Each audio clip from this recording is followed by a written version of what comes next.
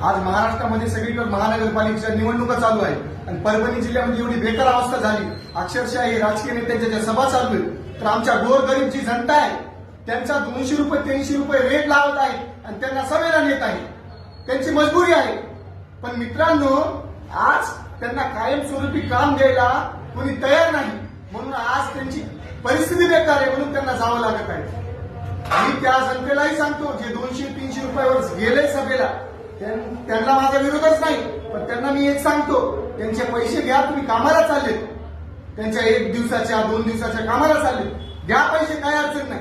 यांनी इमानदारीने पैसे कमवले नाही म्हणून वाटायले आणि अशा माणसाला निवडून द्या. मग ते अपक्ष का असेना, अशा माणसाला निवडून द्या की तो आपलं काम करू शकतो.